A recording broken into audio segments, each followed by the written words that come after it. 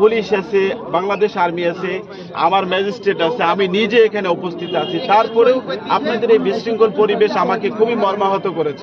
তদন্তর মাধ্যমে শনাক্ত করে প্রয়োজনীয় উপযুক্ত আইনানুগ ব্যবস্থা নিব, এটা আশ্বস্ত করলাম। ভবিষ্যৎ হোক নিরাপদ, বিনিয়োগ হোক বিশ্বস্ত, আর আমার পছন্দ সল্ট বে। ওয়েলকাম টু সল্ট বে।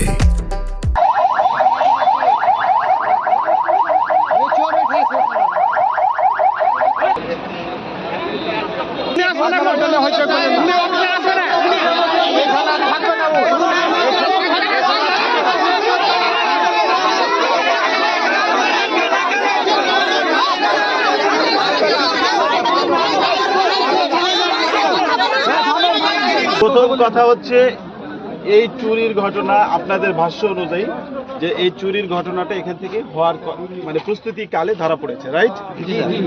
এখন মাল তো গুদাম থেকে বের করেন, কিন্তু মাল নেওয়ার জন্য গাড়ি আনছে এবং ড্রাইভার আসছে, মালিক যে নিবে সে আসছে।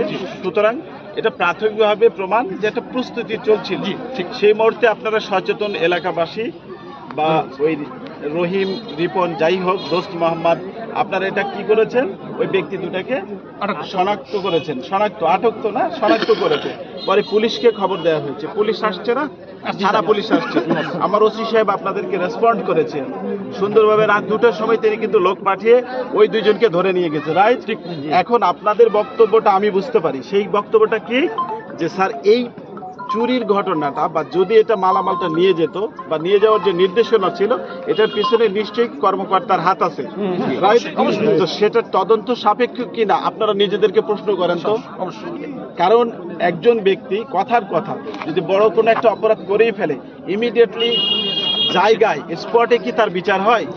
তাহলে এটা হলো মবক্রেসি হবে। আমরা তো প্রশাসন এখানে আছি, পুলিশ আছে, বাংলাদেশ আর্মি আছে, আমার ম্যাজিস্ট্রেট আছে, আমি নিজে এখানে উপস্থিত আছি। তারপরেও আপনাদের এই বিশৃঙ্খল পরিবেশ আমাকে খুবই মর্মাহত করেছে।